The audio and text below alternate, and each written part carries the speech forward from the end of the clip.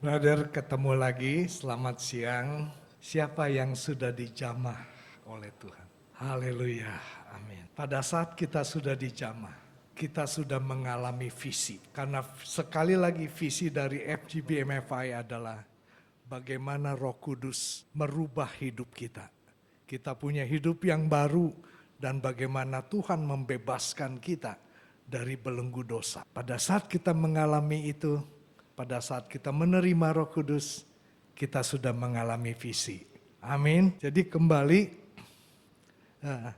walaupun ini topiknya topik sudah jadul, visi, mengenal visi misi, tapi harus terus menerus diingatkan. Brother semua udah tahu, tapi memang harus kita diingatkan supaya kita bisa melakukan akselerasi dengan benar. Kalau periode lalu kita mau 4.000 chapter, bisa dibayangkan nggak? 4.000 chapter itu tercapai, tapi chapter-chapter yang baru ini bergerak suka-suka dia. Ada yang mengcopy jadi PD, ada yang mengcopy acara di gereja ke FGB MFI, ada lagi yang kumpul-kumpul hanya untuk kita happy-happy. Ada yang kumpul-kumpul kita sekedar ngadakan arisan. FGB MFI-nya kemana nih? Nah, padahal kita ini adalah satu kegerakan yang punya satu tujuan jelas. Yang punya satu misi yang diberikan Tuhan sangat jelas. Kita harus memiliki identitas itu. Jadi kemanapun orang datang ke dalam pertemuan, oh begini aktivitasnya, oh ini pasti full gospel. Nah itu karena kita ada identitas. Dan memang harus ada identitas karena itu yang Tuhan inginkan, yang Tuhan taruh di hati Pak Demos. Kegerakan ini adalah untuk menjangkau orang-orang di marketplace. Siapa yang menjangkau kita? Karena kita juga orang marketplace. Tidak banyak yang ahli teologi di kita. Tapi kita dipercaya oleh Tuhan menjangkau orang-orang di tempat kita mencari duit, mencari nafkah. Karena itu andalan daripada full gospel kita adalah memberikan kesaksian. Kita mendemonstrasikan bagaimana kasih Tuhan di dalam kehidupan kita sehari-hari. Itu adalah yang harus kita lakukan. Nah, jadi kembali. Tolong izinkan, tolong kasih waktu. Saya akan coba membawakan visi kali ini itu dengan cara lain. Mudah-mudahan tidak membosankan dan kita semua mendengarkannya dengan rileks. Ya, supaya tidak monoton. Wah, saya udah pernah dengar itu lagi. Keluarnya cuman itu. Penglihatan pertama terus bumi berputar-putar, terus kelihatan kedua. Ya, kita udah tahu lah, kita udah dengar. Itu tetap sama, cuman sekarang kita coba dalam format lain ya. Ini kita skip dulu. Nah, tetap pertama kali dalam visi full gospel kita harus mengacu kepada apa yang tertulis di dalam anggaran dasar kita. Di anggaran dasar kita itu dituliskan bagaimana Tuhan melalui orang-orang awam. Siapa orang-orang awam? Kita. FGB Man itu orang awam. Layman. Ya. Namun orang awam bukan sembarang orang awam, tapi orang awam yang dipenuhi kuasa Roh Kudus. Karena saat kita menerima Roh Kudus, kita punya kuasa untuk menjangkau jiwa-jiwa. Ya. Jadi melalui orang-orang awam yang dipenuhi kuasa Roh Kudus, membebaskan mereka yang terikat dan terbelenggu oleh dosa dan menghubungkannya kepada Tuhan. Jadi di garis bawahi bagaimana kita itu diminta dengan bantuan kuasa Roh Kudus membebaskan mereka yang terikat dan terbelenggu oleh dosa dan menghubungkannya kepada Tuhan kita. Kalau orang yang kita jangkau itu merasa sudah dibebaskan, sudah lepas dari rantai-rantai belenggu, dan dia lepas karena kuasa Roh Kudus dan dia sudah punya hidup baru. Dan dia sudah terhubung kepada Tuhan, maka yang kita jangkau itu sudah mengalami visi. Sekali lagi, kenapa? Visi itu simpel aja. Bagaimana Roh Kudus mengubah hidup kita. Bagaimana Tuhan melepaskan kita dari belenggu ikatan dosa. Simple. Itu visi yang kita harus pegang. Jadi setiap kegerakan kita itu harus menuju ke situ. Itu tujuan kita. Itu cita-cita kita melakukan kegiatan di Full Gospel.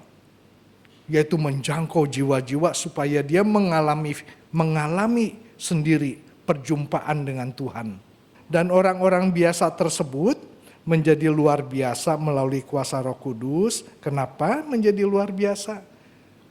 Brother semua ini menjadi luar biasa. Karena tahu mendemonstrasikan kuasa Tuhan di dalam kehidupan pribadi.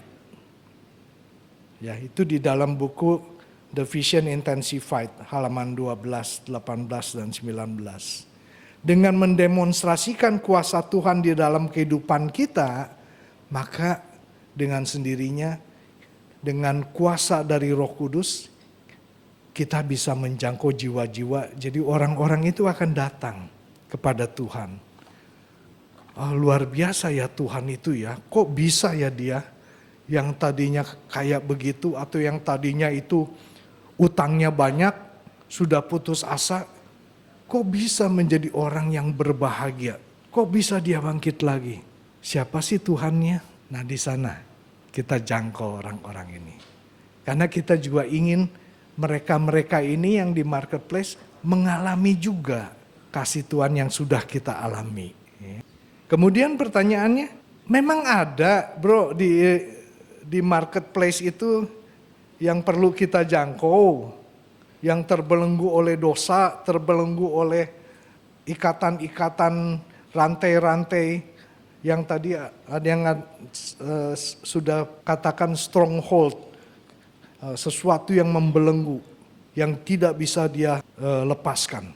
Apa ada? Ada, brothers. Siapa? Yuk kita dengerin lagu lagi. Kita santai, ya. Dan tolong, Pak. How great the chasm that lay between us. How high the mountain I could not climb. In desperation I turned to heaven and spoke your name into the night. Then through the darkness, your loving kindness tore through the shadows of my soul.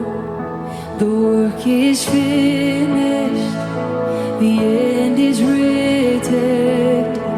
Jesus Christ, my living hope. Oh, who could imagine so great a mercy?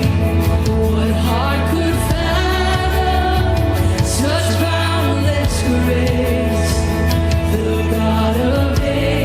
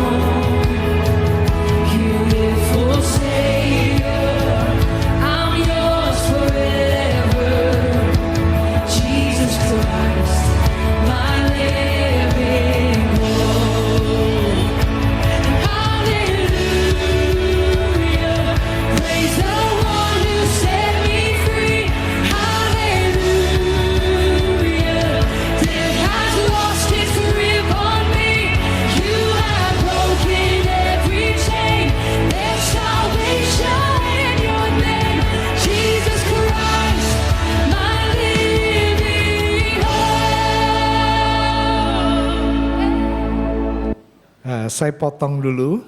Jadi brothers, yang bernyanyi ini orang yang sudah dalam keadaan putus asa. Hubungannya dengan Tuhan itu sudah putus.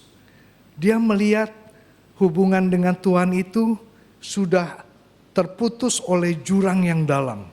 Sudah tidak bisa nyambung lagi karena dia juga terputus oleh gunung yang tinggi yang tidak bisa dia daki. Dan dia katakan dia sudah desperate. Dia sudah betul-betul putus asa. Tapi di saat dia putus asa, dia masih coba untuk menghubungi Tuhan. Dia mau kembali kepada Tuhan. Dan pada saat Tuhan saat dia berseru kepada Tuhan siang dan malam, maka Tuhan datang memberikan kasih-Nya yang di luar batas untuk orang ini. Dan apa yang dia bilang? Bahwa Tuhan sudah menjadi penyelamatku. Ya. Kasih karunia Tuhan sudah menyelamatkan saya. Dia menanggung dosa saya, dia menanggung rasa malu saya. Jadi pada saat orang yang kita bawa ke FGB Men itu mengenal Tuhan, maka rasa malunya yang lalu atas perbuatan dia itu sudah ditanggung oleh Kristus kita. Jangan ada rasa malu bawa ke sini. Karena Tuhan kita, Tuhan yang luar biasa, yang penuh dengan kasih. Dan dia juga katakan, persis ini adalah apa yang kita lakukan sebagai FGB Men. Bahwa Tuhan sudah membebaskan saya. Kematian tidaklah lagi bisa mengikat saya. Tuhan sudah menghancurkan semua belenggu-belenggu yang mengikat saya.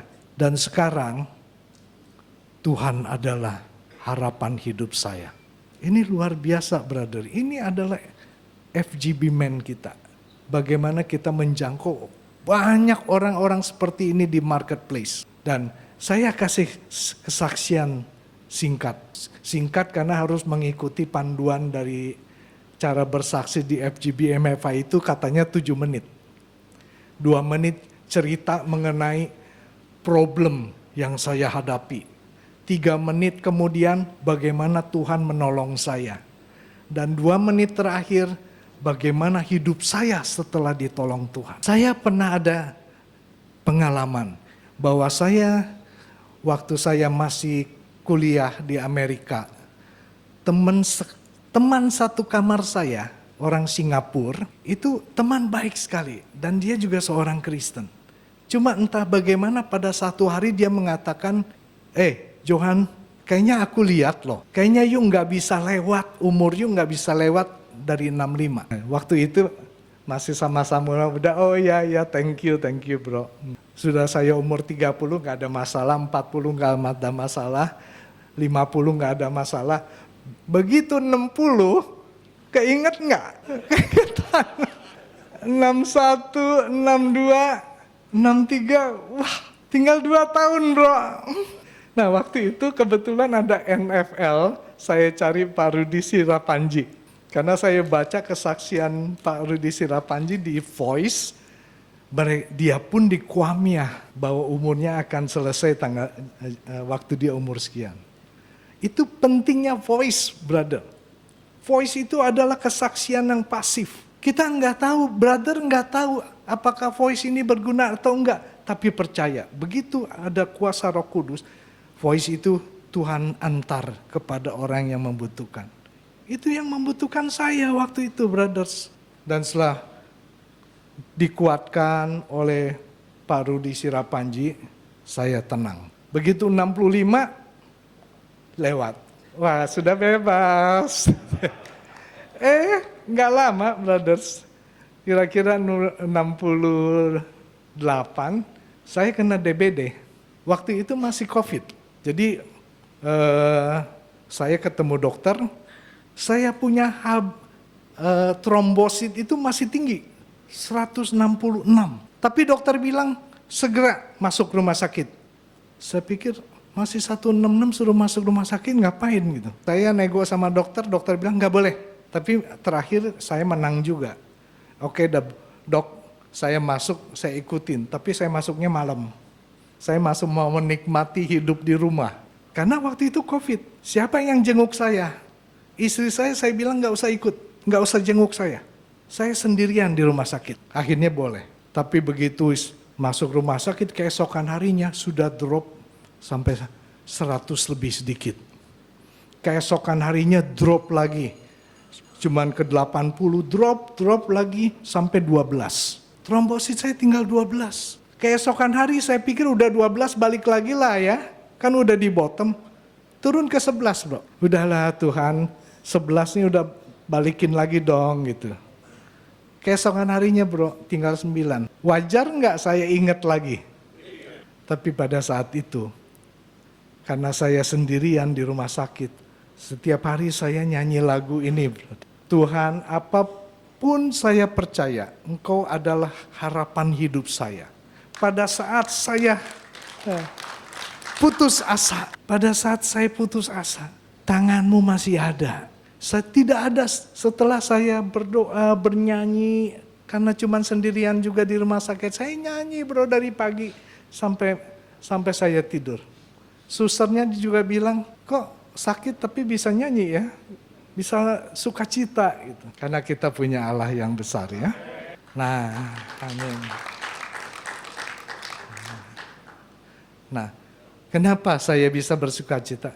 Saat itu Roh Kudus kembali menjamah saya. Roh Kudus itu adalah sumber pengharapan kita, sumber penghiburan kita, sumber kekuatan kita. Saya tenang saja. Tuhan, walaupun 9, angka adalah angka, tapi saya percaya pertolonganmu. Keesokan harinya bro, naik lagi bro. Ke-12, naik ke 30, 40. Terus hari selanjutnya saya boleh pulang. Tepuk tangan buat Tuhan. Ya. Jadi saya mengalami visi itu kedua kalinya juga. Karena mengalami visi itu bukan sekali saja, itu proses. Kadang kita mulai melupakan Tuhan, dan kita kemudian Tuhan jamah lagi. Ini cuma sengaja saya penggal 2 menit. Coba kita putar lagi. How great the chasm that lay between us. How high the mountain I could not climb. In desperation, I turned to heaven and spoke your name into the night. Then through the darkness, your loving kindness tore through the shadows of my soul. The work is finished, the end is written. Jesus Christ, my living hope. Oh, who could imagine so great a mercy? What heart could fathom such boundless grace? The God of ages stepped down from glory to where my sin and pain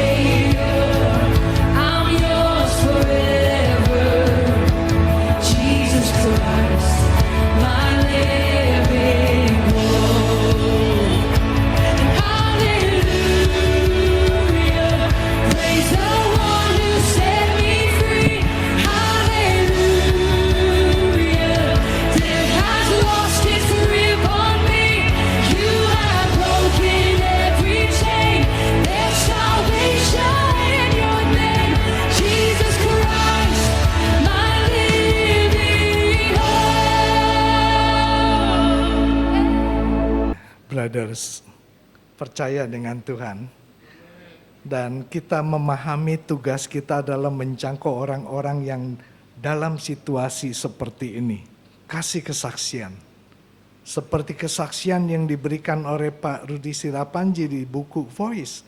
Dia tidak tahu itu akan menyelamatkan saya. Dan ada yang kita lihat dari lagu ini juga. Adalah firman yang ada di 1 Petrus 2 ayat 9. Kita adalah bangsa yang terpilih, brothers. Kalau kita bilang bahwa kita FGB Men adalah orang-orang pilihan Tuhan, percaya itu bukan omong kosong. Karena ayatnya ada. Kita lihat lagi.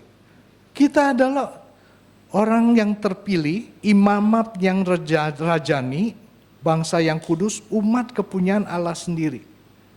FGB MFA ini milik dari Tuhan sendiri. Visi pun turun dari serangkaian pewahyuan yang diberikan Tuhan kepada Pak Demos.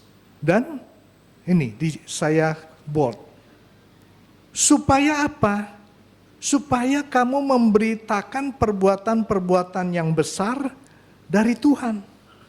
Ini adalah kesaksian. Bukankah itu tugas kita FGB Men? Memberikan kesaksian? Kita lanjut.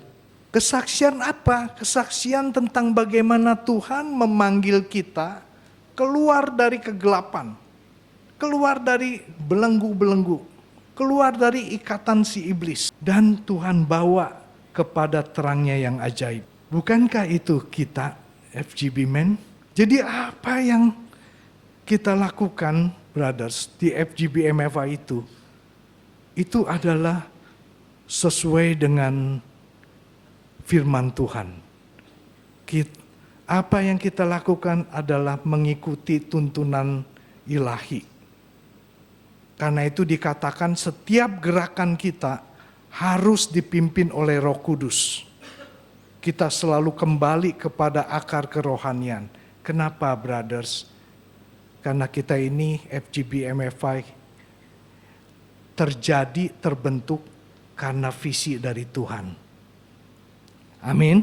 Dan kalau kita lihat lagu tadi, itu pun merupakan satu kesaksian yang mengikuti pola FGB Men. Ya, dia katakan bagaimana dia mengalami keputusasaan. Selama 1 menit pertama dia cerita bagaimana dia sudah putus asa, hubungannya dengan Tuhan sudah putus, terhalang oleh jurang dan gunung. Kemudian dia berdoa kepada Tuhan, berseru kepada Tuhan siang dan malam. Nah itu proses, masuk fase kedua, proses bagaimana Tuhan menolong dia. Bagaimana kemudian Tuhan menghancurkan tabir kegelapan dari kehidupan dia. Kemudian fase ketiga dia katakan setelah dia itu bebas dari pengaruh maut. Dan dia sudah bebas dari belenggu. Maka sekarang hidupnya adalah bergantung pada kasih Tuhan. Tuhan adalah harapan hidup saya. Itu semua adalah kesaksian, sebenarnya kesaksian kita. Pola kesaksian kita. Jadi kesaksian kita itu kejadian sebelum pertolongan Tuhan, terus ada pertolongan Tuhannya bagaimana, kemudian setelah ditolong Tuhan kehidupan baru kita bagaimana. Jangan sampai kejadian sebelum pertolongan Tuhan, wah saya waktu itu berhubungan dengan okultisme. Banyak sekali dewa-dewa, setan-setan yang saya pegang. Kekuatan saya luar biasa. Kemudian dia cerita mengenai kekuatan si setan itu sampai setengah jam. Terus ditolong Tuhan 1 menit, setelah dia ditolong Tuhan, dia nggak cerita. Jadi yang dengerin bro, yang dengerin begitu pulang, yang diingat apa? Setan itu hebat tuh. Nah kenapa? Itu konsepnya kita lakukan seperti ini. Jelas ya? Nah, apa sih topiknya? Bro bisa berikan kesaksian tentang pertobatan bro, tentang kesembuhan ilahi yang bro dapat, kelahiran baru, bagaimana bro menerima Yesus sebagai juru selamat sehingga punya kelahiran baru, kemudian keluar dari persoalan hidup, lepas dari kuasa kegelapan, pertolongan Tuhan yang ajaib. Banyak, minta Roh Kudus. saya mau kasih kesaksian apa ya? Karena nanti Roh Kudus sedang pimpin. Siapa tahu yang waktu datang ke chapter meeting, itu orang yang begitu dengar kesaksian bro, ternyata saya masih punya harapan keluar dari masalah. Kesaksiannya sama dengan kehidupan saya. Jadi selalu tindakan kita, aktivitas kita harus dipimpin oleh Roh Kudus. Nah jadi sekali lagi kesalahannya adalah jangan kesaksian itu memegahkan diri. Wah saya, dulu waktu saya lagi jaya-jayanya, saya punya Ferrari aja 3 di garasi saya, belum Lamborghini. Jadi nanti orang yang keluar itu, yang diingat Ferrari dan Lamborghini. Ya, jangan terlalu panjang, karena konsentrasi orang itu pendek. Kalau bro kesaksian sampai 35 menit, setelah selesai dia kesaksian, ditanya, kesaksiannya apa sih? Dia nggak tahu, udah nggak tahu dia. Dan kalau terlalu panjang, itu juga nggak sistematis. Poin yang pentingnya udah nggak jelas yang mana. Ya jangan terlalu panjang. Nah, sesudah klimaks, saya ditolong oleh Tuhan. Sekarang Tuhan menjadi harapan hidup saya. Selalu begitu bro. Udah selesai. Jangan udah gitu diterusin lagi. Ada cerita lain nih sebenarnya ada begini. Lah orang udah lepas lagi. Harusnya sampai ayo bro. Pegang kepada janji Tuhan. Kembali kepada Tuhan. Terhubung kepada Tuhan. Maka Tuhan harapan hidupmu. Stop. Itu yang dia ingat dia bawa pulang. Dan dia akan bertobat. Dan dia akan mencari. Jadi kita rekap di bagian pertama ini. Kita full gospel itu siapa? FGB man itu siapa? Kita itu orang awam. Kita itu businessman. Businessman itu siapa? Businessman itu simple, kita adalah orang yang mencari nafkah buat keluarga kita. Entah itu mau jadi businessman, mau jadi pedagang, mau jadi tukang ledeng, mau jadi apa. Tapi orang yang bisa menafkahi keluarganya. Dan kita adanya di mana? Bukan di tempat yang eksklusif. Kita itu di tempat-tempat kita cari duit. Kita ada di pasar. Saya pegawai, kadang-kadang saya adanya di pabrik. Bukan tempat yang wah-wah begitu. Ya. Jadi yang saya jangkau siapa? Orang yang sama dengan saya. Yang juga ada di marketplace, yang juga orang biasa. Yang barangkali juga orang ini enggak terjangkau oleh gereja. Ya mungkin dia ada kepahitan dengan gereja, dia tidak mau kembali ke gereja. Itu tugas kita. Kita dagang di toko. Waktu lagi sepi kita keluar, ngelurusin kaki. Ketemu sama si engkau di sebelah. Gimana kok? Udah dapat omset berapa? Wah enggak sama sekali enggak dapat omset nih. Iya ya. Kok kita doa yuk. Nah itu Anda sudah melakukan penjangkauan. Siapa yang bisa menjangkau begitu? Pendeta? Enggak, karena waktunya enggak. Oh kita ketemu ya jam sekian sampai jam sekian ya appointment ya. Enggak. Kita keluar dari kios kita, dari los kita ngomong sama tetangga. Ini yang kita mau jangkau ya. Orang biasa juga ya. Dan kita jangkau pakai apa? Apa kita kuliahin dia dengan ayat dari Matius, kemudian ayat dari Lukas, kemudian dari Yohanes? Enggak beres-beres. Kita kasih kesaksian yang singkat. Bagaimana Tuhan menolong kita. Itu adalah FGB Man. Jelas tujuan kita menjangkau jiwa. Jelas yang kita jangkau siapa. Ada di mana. Pakai apa? Pakai kesaksian. Kenapa pakai kesaksian? Semua tujuan kita itu clear, jelas. Jadi jangan copy pola-pola PD kita ke full gospel, pola-pola di gereja ke full gospel. Karena kita dikasih tugas khusus, spesifik oleh Tuhan. Gereja tugasnya atau visinya yang diberikan Tuhan itu luas. Kita cuma ngambil sebagian. Sebagian tugas atau visi dari gereja itu kita ambil jadi bagian kita. Karena kenapa spesifik hanya sebagian? Karena kita orang awam, kita bukan pendeta. Kita tidak lulusan sekolah teologi. Yang kita mau jangkau juga orang yang sesama kita, layman, yang tiap hari mungkin ketemu. Waktu kita cari duit, itu bagian kita. Itu. Jadi jangan dibilang, Pak, nanti aja ya.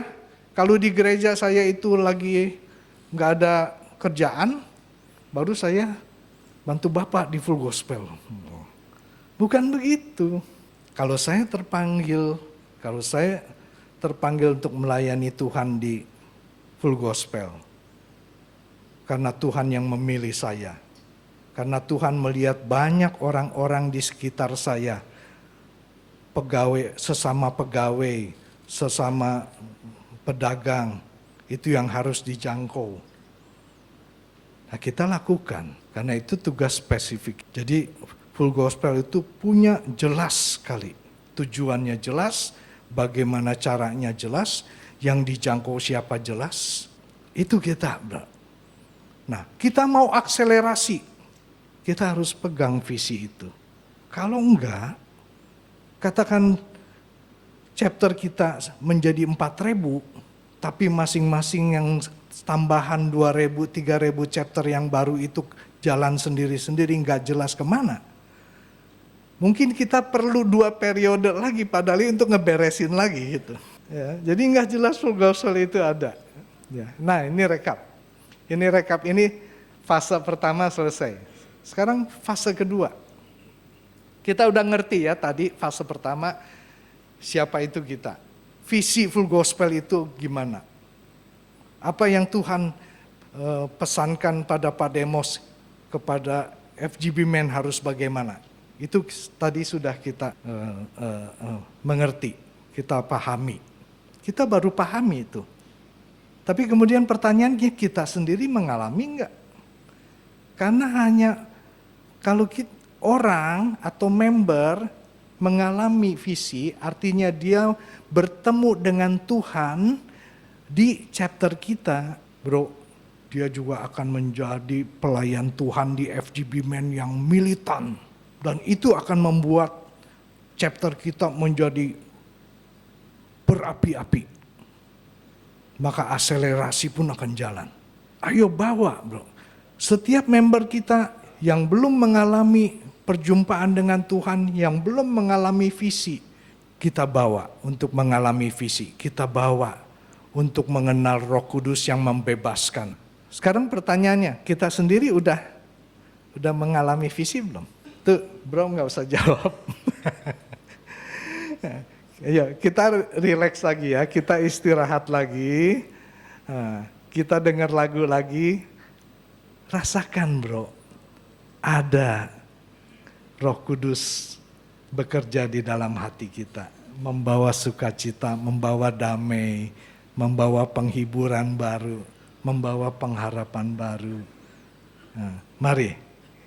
Yesus Kristus Juru Selamat, penebus kita, penolong yang ajaib dan juga penyembuh. Ibrani 13 ayat 8 berkata bahwa Tuhan Yesus Kristus tidak berubah dulu, kemarin, hari ini, dan selamanya. Kasih dan kuasanya tetap sama. Bahkan saat ini, waktu saudara menyembah Tuhan, rasakan kasihnya, kuasanya. Dia akan memulihkan, dia pasti menyembuhkan, dia pasti mengulurkan tangannya untuk menjamah hidup kita semuanya. Dia jamah segenap hidupku dan beri damai di hatiku. Semua telah berubah dan aku tahu Yesus jamah ku jadi baru. Dia jamah segenap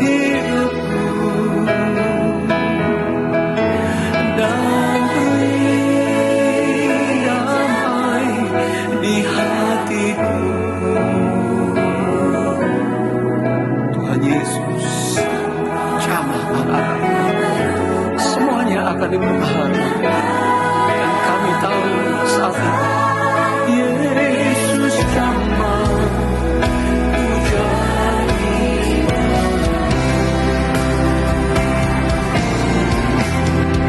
He touched me, oh, He touched me, and all the joy that floods my soul.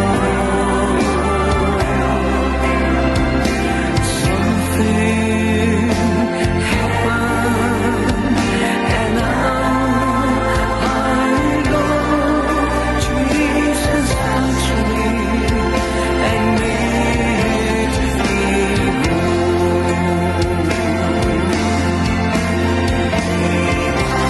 Kasih Tuhan, saat ini bukalah hati saudara, terimalah uluran tangannya. Dia mengasihi saudara, dia ingin memulihkan, dia ingin menyembuhkan, dia ingin memperbaiki keadaan, dia ingin membangkitkan saudara. Something happened, and now I know Jesus touched me and made me whole. Something happened, and now I know Jesus touched me and made me whole. Something happened, and now I know Jesus touched me and made me Haleluya. Brother, rasakan begitu Roh Kudus ada di dalam hati kita, ya. Maka ada kemerdekaan di sana. Dan itu adalah sama dengan visi kita. Bahwa pada saat kita menjangkau dan orang itu bertobat dan orang itu menerima Roh Kudus, maka dia sudah dibebaskan dari belenggu. Ada kemerdekaan di dalam hati dia, di dalam hidup dia, di dalam jiwa dia. Ini, brothers, kenapa FGB Men itu harus menjangkau jiwa? Kenapa visi kita itu begitu? Karena kita juga ingin teman-teman kita di marketplace itu mengalami kemerdekaan. Ya. Dan saat dia menerima Kristus, mengalami kemerdekaan, dia juga lahir baru. Dia menjadi orang yang baru. Ya, seperti dalam lagu Dia Jamah, aku berubah menjadi baru. Dan setelah dia mengalami visi, dia akan lebih intim dengan Tuhan. Dan juga akan menerima kekuatan dan penghiburan saat menghadapi tantangan hidup. Ya. Jadi di Kisah 9 ayat 31, ya. Selama beberapa waktu jemaat di seluruh Yudea, Galilea dan Samaria berada dalam keadaan damai, jemaat itu dibangun dalam hidup takut akan Tuhan, jumlahnya semakin bertambah, tambah besar oleh pertolongan dan penghiburan Roh Kudus. Luar biasa ya, brothers. Ini tugas kita yang diberikan Tuhan melalui Pak Demos, melalui visi yang diberikan kepada Pak Demos. Itu membuat kita menjadi FGB Men yang luar biasa. Ya. Jadi jelas kita sekali lagi, visi ini akan menuntun kita, menuntun aktivitas kita di chapter-chapter, di regional maupun di nasional, untuk mengarah ke satu titik, bergerak bersama-sama secara serasi. Kalau kita semua menyadari ini, maka percepatan kita akan terjadi. Nah, dan sekali lagi, visi juga mengalami visi itu cuma tidak sekali, tapi adalah transformasi. Setiap saat kita mendekat pada Tuhan, setiap kali kita mengalami visi, dekat dengan Tuhan. Nah, ini fase kedua. Kita tadi fase pertama sudah paham apa itu visi, kemudian fase kedua mengalami sendiri, dan kita mau teman-teman kita juga mengalami visi itu. Yang terakhir, kita harus menghidupi visi itu. Menghidupi visi itu apa sih sebetulnya? Kok menghidupi visi itu? Artinya kita melakukan visi itu. Kita membebaskan orang-orang di marketplace. Ya. Jadi nomor satu, kita punya member. Kita tuntun member ini selain mengalami visi, juga bisa menghidupi visi. Juga dia bisa menjangkau jiwa-jiwa keluar. Di dalam member meeting, lakukan pemuridan. Lakukan dia mengenal lebih banyak tentang firman Tuhan. Ajar dia lebih bagus dalam memberikan kesaksian-kesaksian. Jelas. Dan tumbuhkan iman dia.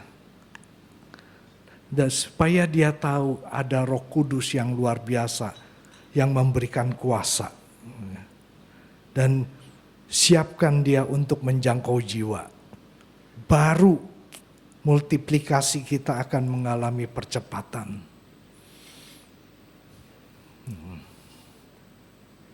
Nah, satu yang harus diingat bahwa kita harus meminta tuntunan Roh Kudus. Ya. Karena pada saat kita menerima kuasa, kita akan menerima kuasa kalau Roh Kudus turun ke atas kita. Ya. Dan kalau saat kita sudah menerima kuasa dari Roh Kudus, sudah, jangan ragu-ragu, jalan, lakukan visi yang Tuhan minta kepada FGB MFI. Ya. Di buku The Vision Intensified juga ada, saya singkat saja. Tuhan sudah memberitahu kepada Pak Demos, semua sudah saya berikan kepadamu. Mau minta apa lagi?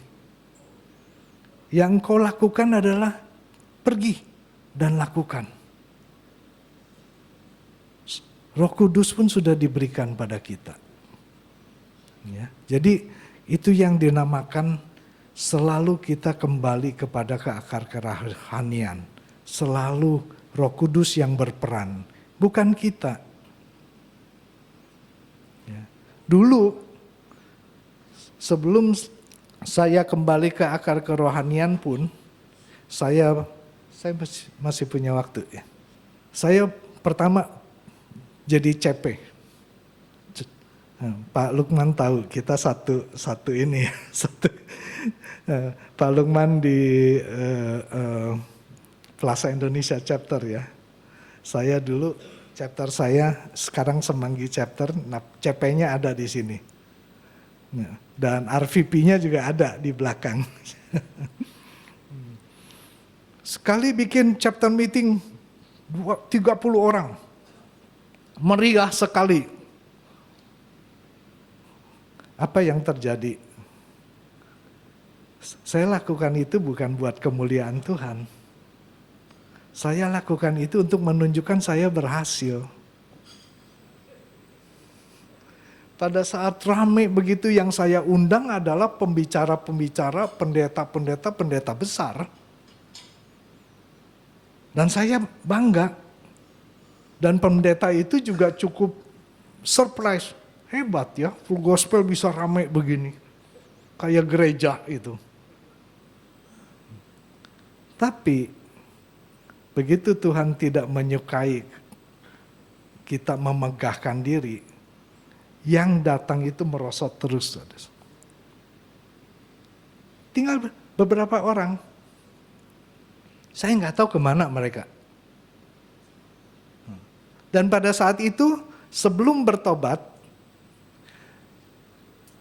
malah saya tidak berani memanggil pendeta yang bagus. Kenapa? Malu dong bro. Datang pendeta besar, mending 10 orang. Kalau cuma 5 orang, 6 orang, malu. Kenapa?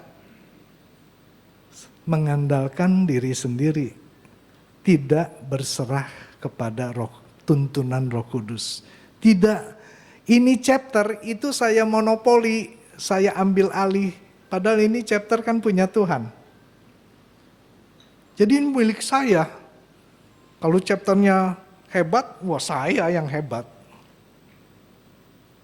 Nah itu brothers, pada saat kita serahkan kembali kepada Tuhan, ya, Pak RVP ini, Pak Nyoto tahu persis. Setelah bertobat kita kembalikan kepada pimpinan Tuhan, kita sempat bermultiplikasi ya Bro Nyoto ya. Ya, kita sempat menelurkan berapa? 4-5 chapter ya. Dan hidup lagi. Karena itu brothers, kita lakukan visi yang Tuhan berikan kepada Pak Demos. Dan tapi kita ingat, ini kehendak Tuhan. Chapter yang dibentuk pun atas kuasa Tuhan. Atas pimpinan Roh Kudus. Serahkan kembali untuk kemuliaan Dia. Itu bukan untuk kemuliaan kita. Yang kita lakukan adalah kita bersyukur diberikan oleh Tuhan kesempatan untuk melayani Dia. Haleluya. Terima kasih brother, selesai.